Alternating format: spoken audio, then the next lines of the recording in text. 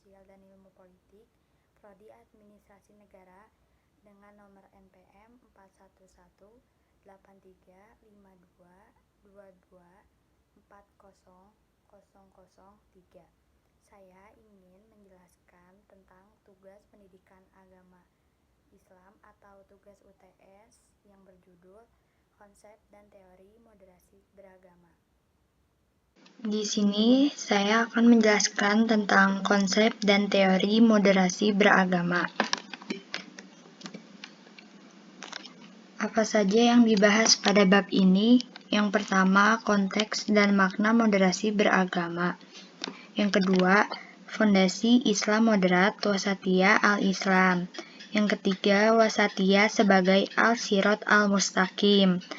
Yang keempat, belajar wasatiyah dari surah Al-Fatihah. Yang kelima, norma kebaikan dan keadilan dalam wasatiyah. Yang keenam, wasatiyah adalah hanifiyah dan samha. Dan yang terakhir, wasatiyah, syahadah, dan maqasid syariah. Subbab pertama membahas tentang konteks dan makna moderasi beragama.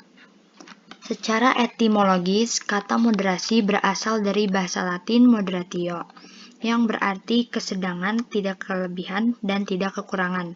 Kata itu juga berarti penguasaan diri, dari sikap sangat kelebihan dan kekurangan, dari KBBI atau Kamus Besar Bahasa Indonesia, menyajikan dua pengertian untuk kata moderasi, yaitu pengurangan kekerasan dan penghindaran keekstriman. Jika dikatakan orang itu bersikap moderat, berarti orang itu bersikap wajar, biasa-biasa saja dan tidak ekstrim. Secara normatif, dalam literatur keislaman, istilah Islam moderat identik dengan Islam wasatiyah, yang merujuk kata umat wasata, Quran Surat Al-Baqarah ayat 143. Imam Fakhruddin Al-Razi menafsirkan kata al-wasat sebagai jauh dari dua sisi ekstrim.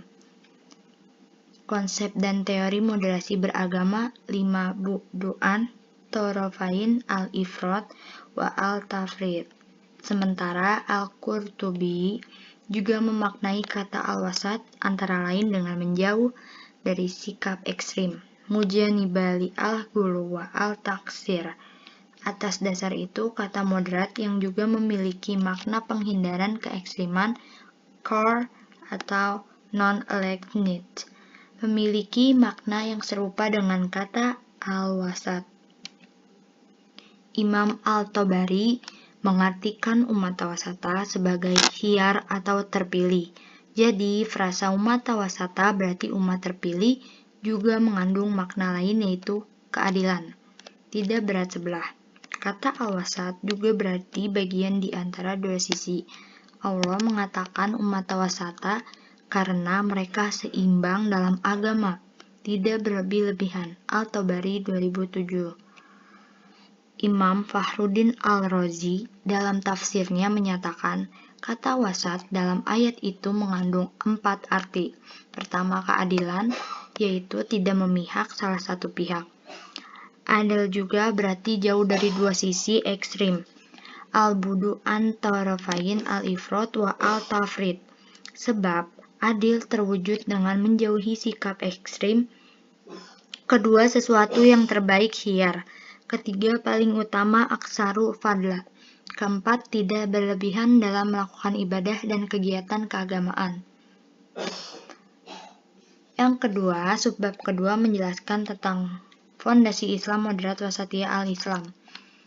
Bagian ini akan mengulas lebih jauh fondasi wasatiyah Islam dengan merujuk tafsir atas frasa umat wasata. Tulisan ini hendak mengukuhkan bahwa wasatiyah Islam merupakan sikap moderat dalam beragama, baik dalam soal akidah, ibadah, dan semua aspek muamalah. Konsep wasatiyah Islam memiliki akar yang kuat pada visi Islam rahmatan lil alamin yang merupakan misi mulia Nabi SAW dan kerangka epistemologi maqasid al-syariah. Kata kunci dalam pembahasan ini adalah frasa umat wasata atau umat pertengahan yang mengambil sikap jalan tengah dan moderat. Ayat itu menegaskan bahwa sikap moderat seperti ini harus diambil agar umat Islam sanggup menjadi syuhada atau saksi-saksi bagi seluruh manusia di muka bumi ini, sebagaimana Nabi Muhammad SAW telah menjadi saksi bagi seluruh umat Islam. Pada ayat sebelumnya, Quran Surat Al-Baqarah ayat 142. Jadi di dalam sikap wasatiyah ini disebut jalan lurus atau sirat mustaqim. Pembahasan tentang makna umat wasata harus diawali dengan pembahasan tentang sirat mustaqim dan syahadah. Yang kedua, masih subbab kedua, ketika memaknai kata wasat di surah Al-Baqarah, Imam Syaukani menuturkan dalam Fath Al-Qadir bahwa karya-karya tafsir klasik, baik yang berbasis riwayat atau teks maupun dirayah ijtihad pemikiran, bertumpu pada 3 kata kunci. Qiyariyah adalah Adam al-Ghulu wa al-Taksir. Ketiga kata kunci ini bisa menjelaskan fondasi wasatiyah Islam dan keterkaitannya dengan visi Islam rahmatan lil alamin, misi akhlak mulia Nabi Muhammad SAW dan kerangka maqasid al-syariah. Subbab ketiga yaitu wasatiyah sebagai al-sirat al-mustaqim menjelaskan tentang jalan tengah yang dianjurkan oleh Nabi Muhammad SAW dan diabadikan dalam ajaran Islam sebagai sikap moderat. Menjelaskan bahwa jalan lurus ini berada di antara jalan-jalan yang menyimpang. Umat Islam yang mengikuti petunjuk ini dianggap sebagai umat yang terpilih, berkarakter mulia, dan menjunjung tinggi keadilan serta pengetahuan. Dalam Al-Quran terdapat banyak ayat yang menegaskan makna jalan lurus ini, yang menunjukkan bahwa Allah akan menunjukkan jalan ini kepada hamba-hambanya yang dihendaki. Karakteristik utama dari jalan tengah ini adalah tauhid kepada Allah dan keadilan kepada sesama manusia. Tauhid sebagai inti ajaran Islam menegaskan keesaan Allah dan kesetaraan manusia yang menolak segala bentuk superioritas. Oleh karena itu, sistem sosial yang mengedepankan kesetaraan dan saling mendukung adalah manifestasi dari tauhid yang diterapkan dalam kehidupan sehari-hari. Implementasinya sebagaimana ditunjukkan dalam Al-Quran dan teladan Nabi menjadi landasan bagi masyarakat yang adil dan sejahtera. Yang keempat, subbab keempat itu tentang belajar wasatiyah dari surah Al-Fatihah. Bersikap wasat atau moderat merupakan karakteristik sirat mustaqim yang diridhoi Allah Subhanahu wa taala yang kita mohonkan dalam setiap sholat melalui surah Al-Fatihah. Dalam doa Ihdina al-sirat al-mustaqim, kita meminta petunjuk agar senantiasa berada di jalan lurus yang sebelumnya telah dijelaskan melalui sifat-sifat Allah. Penghambaan kita hanya kepadanya dan hubungan saling menghormati antar sesama manusia. Ketika kita mengakui bahwa hanya kepada Allah kita menghambakan diri dan meminta pertolongan, itu menegaskan relasi kesalingan yang harus dibangun dalam masyarakat. Dengan demikian, penghambaan kepada Allah harus diimbangi dengan moralitas sosial yang mencakup saling mencintai, menolong, dan bekerja sama. Yang kelima, yaitu norma kebaikan dan keadilan dalam wasatiyah.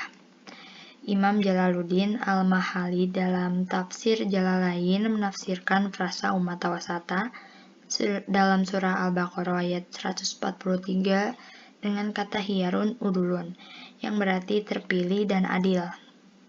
Tafsir ini ditunjuk dan diakui tafsir klasik dan modern. Kata hiyar merujuk pada kebaikan dan keterpilihan, sedangkan udul berkaitan dengan keadilan dan kepercayaan. Konsep wasatiyah yang mencakup norma-norma kebaikan dan keadilan mendorong individu dan komunitas untuk berperilaku baik, saling membantu, dan menegakkan keadilan dalam interaksi sosial. Ini bisa menekankan pentingnya sikap moderat dalam kehidupan sehari-hari sesuai dengan prinsip Hanifiyah Samhah yang mendorong perilaku adil dan berkasih sayang sesama manusia dalam semua aspek kehidupan. Yang keenam, ada wasatiyah adalah hanifiyah dan samha.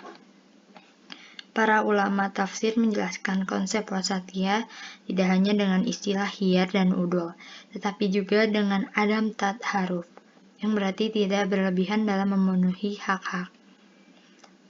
Syekh Ahmad bin Mustafa Al-Maraghi menekankan bahwa wasatiyah mencakup sikap moderat dalam agama yang seimbang antara aspek spiritual dan material, tanpa berlebihan dalam sisi dan mengabaikan sisi lainnya. Dengan prinsip-prinsip ini, wasatiyah Islam dapat diterima oleh berbagai bangsa karena sesuai dengan fitrah manusia dan hak asasi yang menjadi bukti peradaban umat Islam bagi umat manusia secara umum. Dan yang terakhir, ada wasatiyah, syahadah, dan maqasid syariah. Ayat dalam Quran Surat Al-Baqarah ayat 143 menegaskan bahwa karakteristik wasatiyah Islam menjadikan umatnya layak sebagai saksi bagi seluruh umat manusia, mirip dengan posisi Nabi Muhammad SAW. Keberadaan kesaksian ini berkaitan erat dengan keimanan yang seimbang antara kebutuhan fisik, spiritual, serta komitmen pada keadilan sosial dan akhlak mulia.